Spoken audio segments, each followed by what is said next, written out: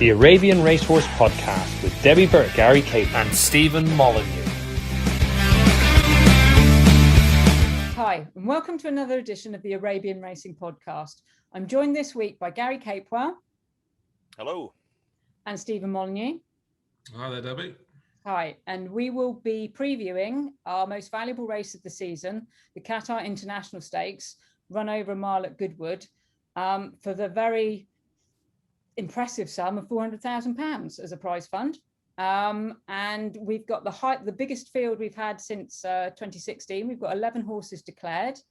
And of those, we've got the world's highest rated and some of the other almost as high rated horses coming over from France, and the best horses in England as well. So I think if we start off with looking at Durayan, who is currently the world's highest rated horse. Stephen, you've obviously saw him run last in the Kahela Classic.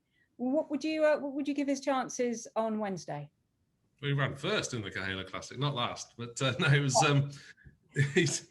I don't know. I suppose he's going to divide opinion, isn't he? He's rated 127 on the back of that performance, but the UAE handicapper here, Neil Abrahams, has split his rating, so he does have a much lower turf mark. So the big question is, can he prove that the Kahela Classic run can be replicated on grass? I'm kind of on the fence as to whether he can or not. I think he is a horse with a turn of foot.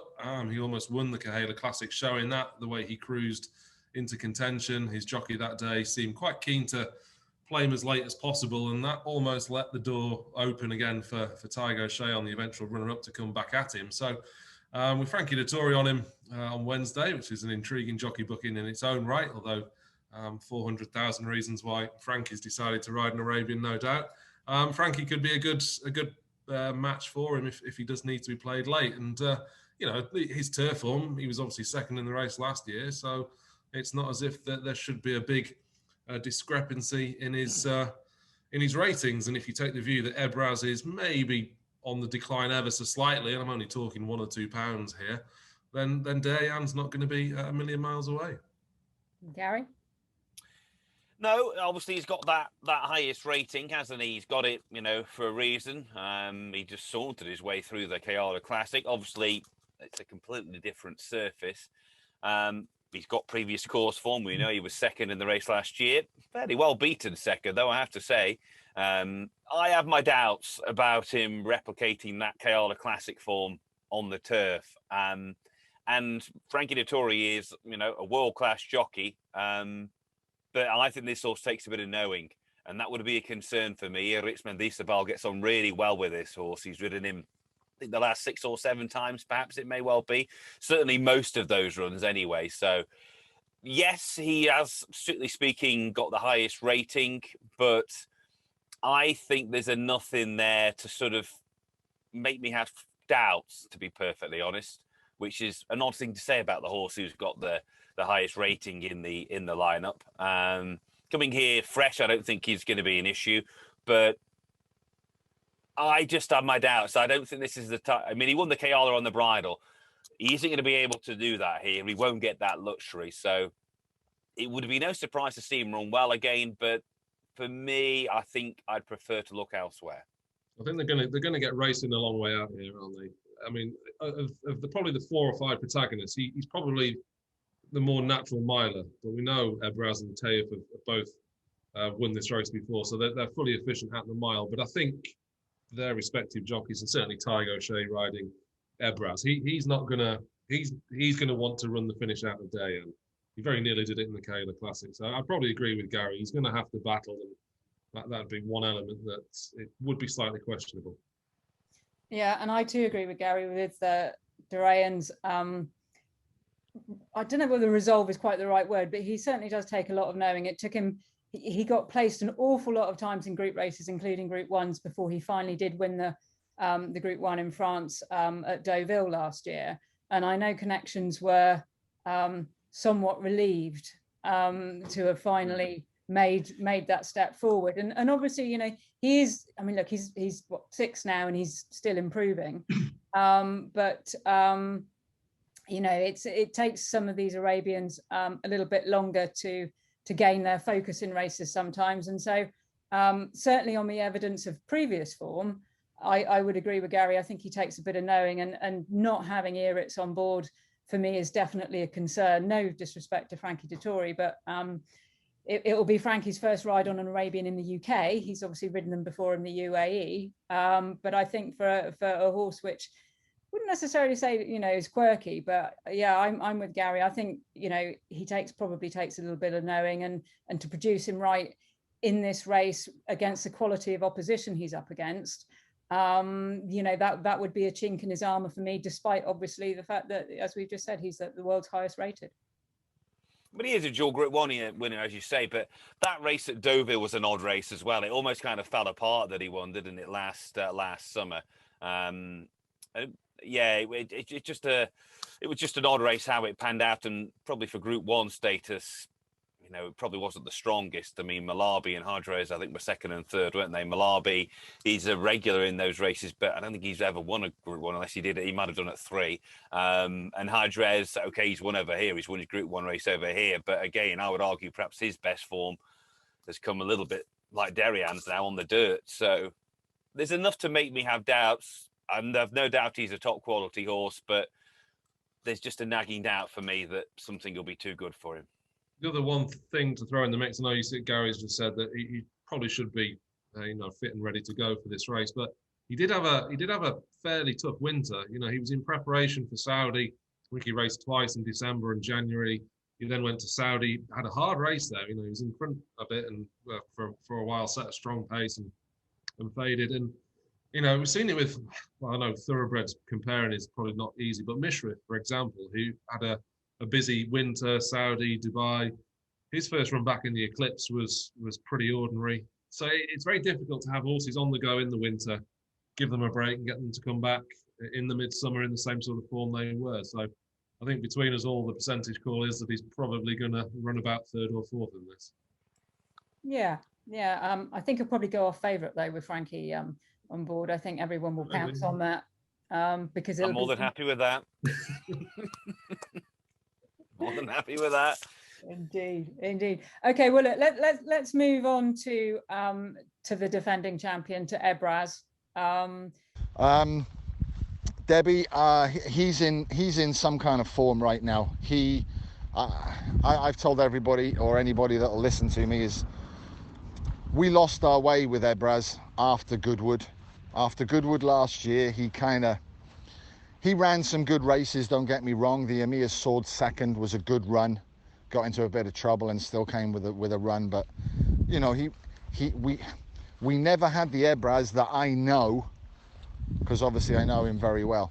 Right now, Debbie, this is Ebraz. He is absolutely flying right now. I don't know if you saw his prep race in Le Test, but I mean, he couldn't have been any more impressive than that, to be fair. And he's come out of it unbelievable. He's in very, very, very good form. So I'm going to leave it in the capable hands of Gemma and some help from others. And Tig O'Shea, I'm giving the ride to. Tig knows Arabians as well as any jockey out there, to be fair. He's ridden enough of them, and he's ridden a lot for us as well. So the horse is in great form. He really is in good form. From the runners that I'm aware that are coming over from France anyway, I believe Derian is going. He's tough, I know that. He was in the race last year. Lady Princess, very, very good filly, very tough filly, we know that. And the old nemesis, Tafe. So any one of those with Ebraz in the mix, anything can happen. Any one of those can win, you know. Ebraz isn't unbeatable, we all know that, but right now he is in a very, very, very good vein. Last couple of runs maybe in Doha weren't perhaps of the best that we've seen from him before, but he certainly bounced back to his best in his prep race at Toulouse. Sorry, not Toulouse, at Le Test. Again, a bit like we said about the race with Derian there in Deauville, not full of the quality of horses that he'll meet on Wednesday. But again, it was still an impressive performance and shows that he is still at least in good form with himself. What does everybody else think? Stephen? Well, look, there's no doubt in his top qualities. He's one of the best Arabians, you know, that I've ever seen. I suppose you can think he has such a tough career, full stop. You know, he's racing constantly in Qatar. He's probably had as many as 7 or 8 runs in a season there in years gone by. He then has his break and he comes back mid-season, runs Goodwood, runs Longchamp, has 1 or 2 prep races in between. So there's never really a prolonged period where he can have much of a break. He's travelling as well back and forth from France to Qatar. So having mentioned that I probably felt he was a couple of pounds below his very best in Qatar over the winter, you'd probably forgive him for having a slight lull. And Julian Smart's proven a master at getting these horses right back to concert pitch when it matters, and he knows it matters at Goodwood and Longchamp in October. There is 2 big races, the races that he's won before, and this will be his 5th crack at the race. He's been runner-up twice, he's won it twice. It may even be that even if he is 2 or 3 pounds below his absolute maximum, that he could still be good enough to win this race. He's posted what I would consider to be career best and world best ratings in this race for the last couple of years. Clearly loves the place. He's got one of the best Arabian jockeys in the world in Tiger Show on board. So I think there's an awful lot in place for him to go and win again. And for all that he's an 8-year-old, Tave's not getting any younger either. Lady Princess, who we'll come to shortly, she's obviously a bit of a new shooter into the mix, and we've already alluded to the doubts over Derian. So I think Ebraz, he's rock solid. He should be favourite. Whether the Frankie Dettori factor will take over on Derian, but no, I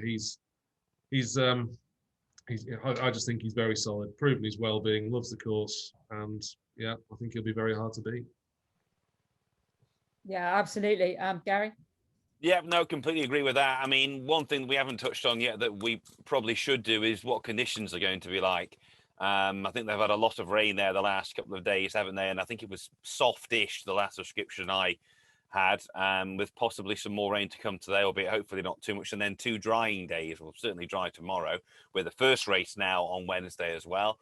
So it'll be fairly fresh ground as well. There'll be a strip that's kept open as the week progresses. So where he ended up last year, okay, it was on the Saturday, but again, he ended up right over on that far rail, didn't he? But again, with him, the mile's not ideal for him, that is for sure. But we know that he likes it here. We know that he's adaptable if conditions do remain a little on the soft side. Obviously, quite a lot of his size progeny do quite well when the ground is quite testing.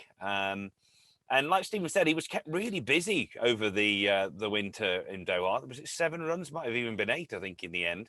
And usually after his Emir Sword second, he ran quite quickly after that in a conditions race, which he was pretty disappointing in. But then he bounced back to a certain degree when he was 3rd behind Tafe after that. And he's got the benefit, unlike Tafe and Derian, of having a recent run at the test a few weeks ago, where it wasn't perhaps the quality of the field that he's going to take on here, but it was still a decent field. We know how Julian Smart operates. There's no way he would have had him 100% for that day. There would have certainly been something to work on. And I was impressed with how we quickened up as well, giving most of the field weight as well, carrying penalties for the group successes that he's had. So he is the most solid. Yes, he isn't getting any younger, as Stephen has pointed out, but for me, it's very difficult to knock a horse like him. And even some of those underperforming efforts, if you like, in Doha, he's never finished outside of the first 4, in fairness, in those runs during the winter. Like Stephen's had, you can forgive the horse the odd bad run or slightly below par performance, because let's face it, he's been kept busy travelling backwards and forwards for pretty much his whole career. So without really having a proper break. So yeah, he's rock solid. He's got, obviously Maxime Guillon isn't on board him, but he's probably got the best jockey out there riding Arabians on him in the shape of Tygo Shea. So he's the one to beat. Simple as that. Yeah, absolutely. And I mean, just going back to those finishing positions, he's actually never finished outside the first 4 in all his 39 starts. I mean, he is remarkably consistent, and all credit to Julian Smart and the team at home for keeping a horse running at that level so consistently. I posted a link on Facebook on the Arabian Racehorse page and also on the Arrow page to the turf tracks going reports at Goodwood. It's a really superb information resource. And the last reading, which was taken this morning at 8:30, shows the majority of the course as being soft. And obviously the bit that we're interested in is the mile course. And there's a small patch of good to soft on that bend. But the forecast there, obviously they have had quite a lot of rain there over the weekend. But if I just scroll down to look, where are we? We are, the forecast is dry today with the outside risk of a shower. Showers at times for the remainder of the week. The detail depends on which course that you look at, which is a slightly amusing way of putting it, but they've been very honest about that. Current, it's asked for, you can just keep looking to update it. But as you say, you know, it's dry today. It's forecast dry tomorrow with the odd shower. They're going to race on it tomorrow. They're not actually going to move the rail until Thursday. So one would assume that they'll get into that ground a bit tomorrow, and it'll dry out a little bit. You know, I mean, it's not inconceivable that they could race on good, but it probably will be good to soft, I would think. Yeah, it looks like that, doesn't it? I mean, even if it's soft on Tuesday, they could come wide as they often do at Goodwood, which would leave it fairly fresh on the rail anyway. But yeah, it's warm enough to be drying out. If it did turn out to be very soft, then that would probably bridge the gap to a degree, wouldn't it? With Taif, for example, when he won the race, it was a pretty miserable day from what I recall, and he obviously won the Arabian World Cup when it was near unraceable this year. So he seems to relish the conditions, but it does sound as though it's going to dry up, hopefully. Yes, and so as we say, Ebraz, he's not unbeatable, but you know, 17 wins and 7 Group 1s, and a clear liking for putting in a good performance at this course. I mean, he's 2-2-1-1 for the last 4 starts he's had, so it's very hard to get away from that. But as you've just alluded to, Taif beat him in the Qatar Arabian World Cup in October. Obviously that's another quarter of a mile further, but of course the Goodwood Mile is pretty testing. It's not the easiest mile in the country, that's for sure. And so moving on to Taif, Gary. Yeah, I mean, when we go back to the Arabian World Cup, it seems like I'm saying this about quite a few of them. That was an odd race, how that race panned out. Messi obviously went clear, and I thought, if I'm being perfectly honest, I thought Ebraz was given a good bit to do in that. Considering how testing the ground was, he gave him a fair bit to do. But obviously, Taif was slightly better positioned for Olivier Pellier, and you know, he kind of got first run. He has obviously held his form fairly well in Qatar since. He was obviously 4th in the Emir Sword before winning a Group 1 race after that. But again, a little bit like Derian for me. He's a horse that needs a little bit of knowing, isn't he? I mean, Ronan Thomas, I think he has ridden him in Qatar, hasn't he? He won the gold. He won the gold sword on him, and yeah, 3 or 4 rides he's ridden him. So. Yeah, so he's beginning to form a partnership with him, at least anyway. So that is a plus. We know that he likes to be kept fresh with this race in mind as well. He's done that the last 3 years. Obviously, I think they're both running in it for the 6th consecutive year, aren't they? Fifth. Yeah, 5th consecutive year. So that, you know, they've got their routine in how they like to do it. Whether he would prefer a little bit more juice in the ground, particularly at this trip, I think. I would suggest that would maybe suit him a bit better. But again, it's hard to knock a horse with this kind of profile that, you know, has got so many Group 1 wins next to his name. Stephen? Yeah, he's just rock solid to finish in the first 3, really, isn't he? Maybe a little bit more dependent on circumstance to actually win a Group 1. As we mentioned, the ground is probably one of those variables that, you know, the softer it is, then certainly he handles it a lot better than others.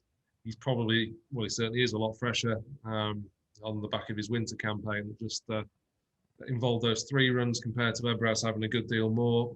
So he's got that in his favour. Yeah, I mean, look, he's been in the race 5 times before. been placed in it every year. There's just, it's hard to see him out of the first 2 or 3 really. And on his day, he can beat Ebraz. But like I say, I just think they're probably going to want the rain more for him than any of the others. If it does turn out to be very soft, then it does bring them closer together. But if you were to probably look at the career head-to-head record of the two, which I haven't got on the top of my head, I imagine it reads fairly handily in Ebraz's favour, which to me just says, both horses under fast, good firm conditions, then Ebraz is the best horse and should be so again on Wednesday. Yes, and now moving on to a newcomer to Goodwood and this race, and certainly the UK, is Lady Princess. I last saw her run in France when she won the 3-year-old race at Saint-Cloud a couple of years ago. I absolutely love her. She is tiny. I mean, make no mistake, she is the size of a pony. However, for a mare that's that small, she has the most incredible turn of foot. And if Ebraz did get beaten, I think possibly for sentimental reasons alone, I'd love to see it to be her, because she really is a character. However, she's got a new jockey this time. She's got Sheen Murphy on board. She's almost been exclusively ridden in the past by Christophe Soumillon or Julien Auger. Whether that will have a bearing or not, I don't know. Stephen? Yeah, I was probably there that St. Cloud day as well. Can't remember the race naturally, but she's just interesting. That's why. She's just interesting in virtue of the fact she is something different in there, isn't she? As you say, she's not had anywhere near as much racing as some of these. She won at Longchamp in October when the ground was soft. She went over to Doha, and her form in Doha is consistent. She's not had as much racing over there as Ebraz. I suppose it's difficult for the fillies to be doing all the travelling. It's the second year that she's gone over there, and you'd have to describe her reappearance in a Group 2 as perhaps a little bit under par. She was only second in that, and bearing in mind Group 1 form, she should be expecting to win it, or at least so close, although I suspect the winner is pretty useful, isn't it? Mania of Julian Smart, so perhaps not completely disgraced in finishing second. So, yeah, I mean, handy sort, smallish horse, as you mentioned, should be well suited to Goodwood. But we'll need to raise her game, probably 4 or 5 pounds, couple of lengths, if we're to be realistically seeing her beating Ebraz here. Gary? Yeah, I think I'd agree. Obviously, she's got, she was third in the Amir's Sword, wasn't she? I thought she was actually going to win that comeback run at Le Test, just until Manina really quickened up quite smartly towards the finish, and they were a little way clear of the third, albeit that form on itself isn't going to be enough here. But again, a little bit like Ebraz, again, knowing how Thomas Forsey operates with this day probably in mind, given who she's owned by, it would have probably been very much a stepping stone towards this, wouldn't it? So, I mean, strictly speaking, at the figures with the fillies, the mare's allowance, she's not got a huge amount to find. The track should suit, but as Stephen says, I think she'll need to step up a bit to be beating Ebraz over this course and distance. Let's put it that way. Yeah, absolutely. I mean, of course, she did place in the Amir's Sword behind Mania, and she wasn't that far away from Ebraz, but she was ahead of Tafe on that occasion. Now, obviously, that's over 1.5 miles. I mean, the one thing we know about Lady Princess is she still has that turn of foot on soft ground. So if for any reason they had more rain than they were expecting, it might play to her strengths a little bit more than possibly some of the others. But then obviously, I mean, she was only beaten a short head in the Derby over 1 mile in Doha in December. And that's against Colts. But as you say, that's not quite the same form as this race. So all in all, I think out of the 4 internationals, I think we're really lucky that they've all managed to come over, because I think they're going to make it an absolutely fascinating race. And then, of course, although on the worldwide stage, it is about those first 3 places, domestically, there's going to be a hell of a race, I think, for 5th and 6th place. So just a quick word about some of those horses. Obviously, we've got the UK's top-rated horses now being leased out. And I believe, Gary, you have a share in Al Kaiser now. I do, for my sins. I do. Yes, he is the highest rated by a little way, actually, in fairness. I think some of the others have got a bit more untapped potential.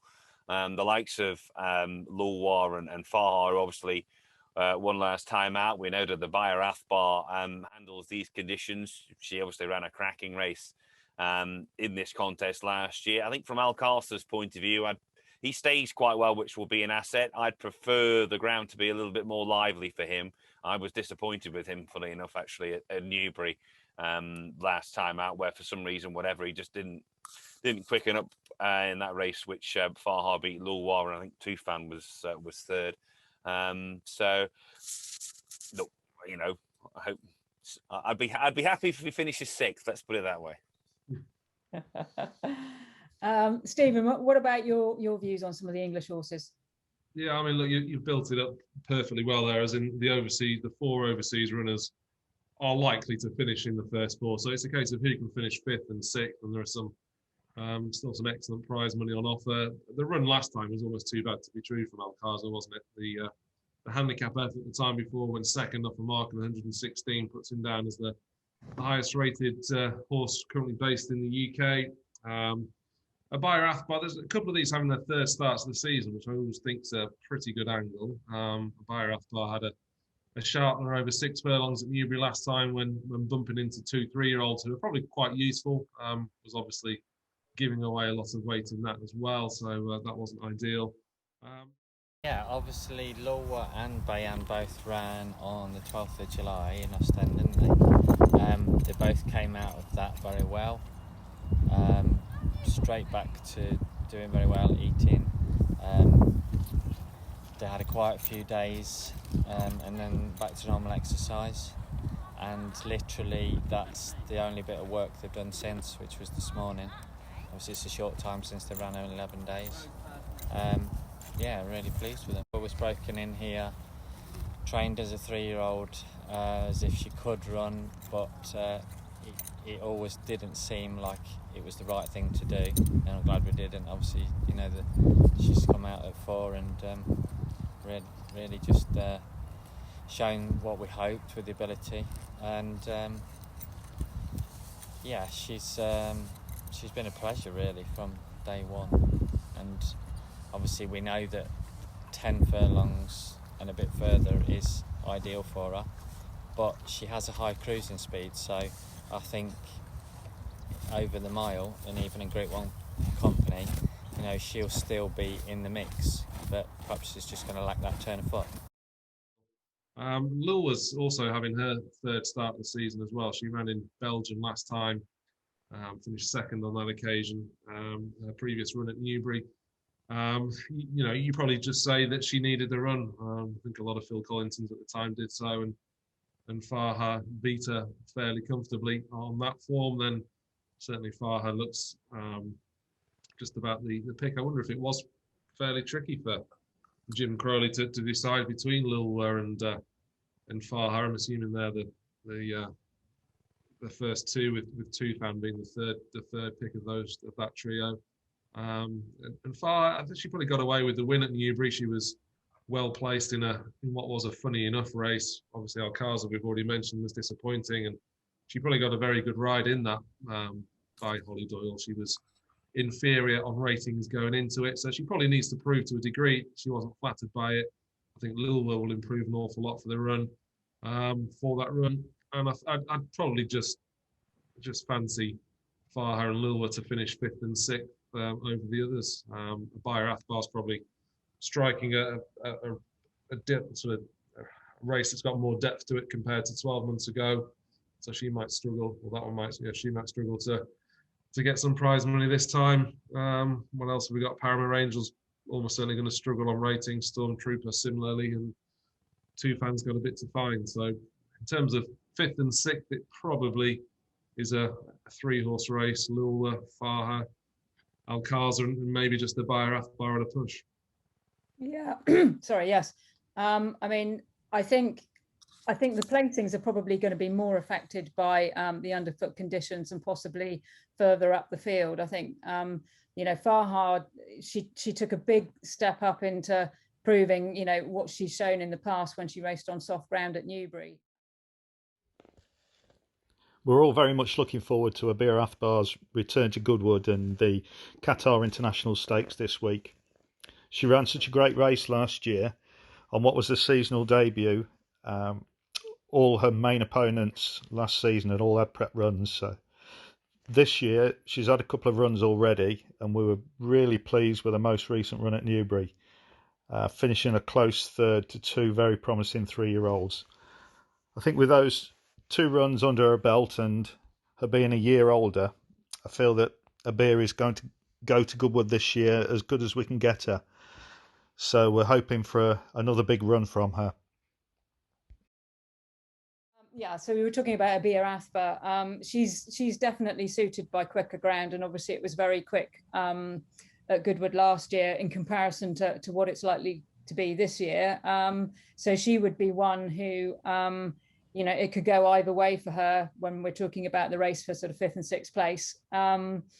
As we said, Farha prefers a softer ground, and Al Kaiser has been a bit spotty on all ground, really. I'm not sure with him, Gary. I mean, you know, I was disappointed with his run at Newbury last time. And certainly Tufan was another one who, I mean, he finished 3rd in that race behind Farha that day. That was his first, sorry, no, it wasn't his first run on turf, it was his 2nd run on turf because he'd run at Doncaster, hadn't he?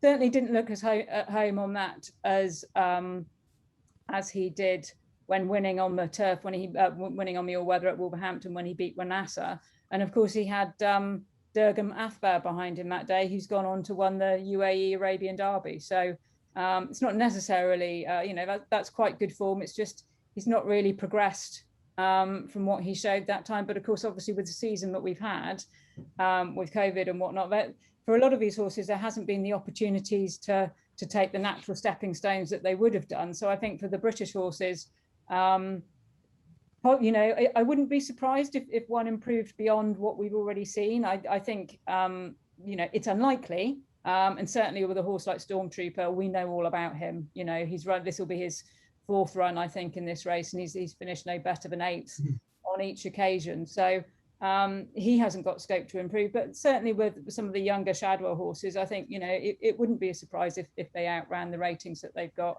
I think Farha and Lulwar are the 2 that could potentially do that. I've not seen Lulwar's run back in Belgium, but you know, the run before that, you know, she shaped as though she would come on for it. And Farha, well, she's always promised a bit more than she's delivered, I think. But it was interesting that the cheap pieces went on last time and they're retained here. Could have been a combination of that and the ground, couldn't it? It'll be interesting. I mean, this is not going to tell us definitively either way, but the cheap pieces, if they work again, could certainly see a finish a bit closer than a rating in titles or 2. And I'll be more than happily if Al Carter's just plugging on and nabbing 6th on the line. That'll do me. Well, going back to Farha, I mean, she ran in cheap pieces in Belgium, I think it was last year, and finished 5th. So, I mean, with her, she's been tried in just about every headgear, and I think maybe it's just a case of catching her right and when she's in the mood. I mean, we alluded to her actually only ever having won for female jockeys, Joanna Mason and Ellie Mackenzie having been in the plate before Holly Doyle when she won. So I would imagine that Tom will obviously ask Holly what she's like to ride, and no doubt she'll give him the best steer that she can. Yeah, I mean, look, you know, it's going to be a cracking race lower down as much as it is at the front of the field, I think. Yeah. It's a cup final, isn't it, for them? Yeah, I know they're wanting to pick up a few quid, but it's there's a lot of money for 5th and 6th, so there'll be a few primed for Wednesday. Sorry, Gary. That's right. You don't get the chance to run in these kind of races very often either, do you? So you've got to take the opportunity whilst it's there, I suppose.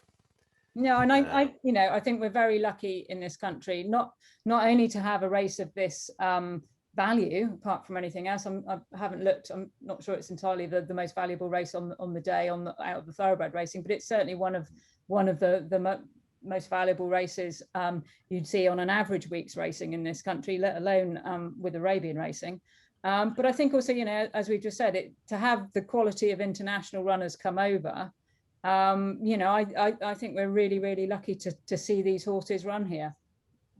Yeah, I think it's the fourth most valuable race of the meeting. Obviously, got the Sussex on the Wednesday as well. The Nassau, and I think there was another one more valuable than it last year. If that's still the case, I'm not just sure. But you know, either way, it's very worthy of its place on the card. And yeah, like I say, we're lucky to be able to. I mean, even for for the small owner trainer like Dale Thomas, who gets to run, okay, the horse hasn't been seen for a while, but gets to run in a race such as this. It's it's some of these it's once in a lifetime opportunity, isn't it? So go on to go round everybody. Gary, winner, second. Ebraz, Taith, Lady Princess, Derian, 1, 2, 3, 4. Stephen? Yeah, I'd probably go with the same order just for a bit of diversity. I'll go Derian to finish third and uphold the Cahaler Classic to some sort of degree, but Ebraz and Taith again for me. Okay, well, I'm not going to copy you, but I still think Ebraz is the winner. I'm going for Lady Princess for second, just to be different. I think maybe she can work that filly's allowance to her advantage. But to be perfectly honest, I won't be having a bet. I'm just really looking forward to watching the race. And we'll obviously be back to review the race the following week. Thank you very much, everybody, for your input. And I hope you all enjoy watching. Look forward to it. Thank you very much to Gary and Stephen for joining in. Gary, I understand you're commentating on the big race. Yeah, big day. Probably the biggest day of the year nowadays. And great view if the weather's all right, which I think it's due to be. So, yeah, really looking forward to it. I'm glad that we've got the international runners. Probably not from a selfish point of view to a certain degree, but for the benefit of the race, it's great that they're there. And we've got, for me, probably 4 of the top 5 in the world there. So it's something to look forward to. Absolutely. And obviously, Stephen, we'll be looking forward to finding out how you rate the runners in this race following what we hope will be probably the race of the season for us. Yeah, well, like I said, I think it's in years gone by, it's not far off being the world's best performance. We're midsummer on good, flat, firm racing ground, touch wood, and it's the prime opportunity to for the best horse in the world to showpiece their talents. Indeed. Anyway, thank you very much, guys, and we'll speak again next week. Thank you. Thank you. Goodbye.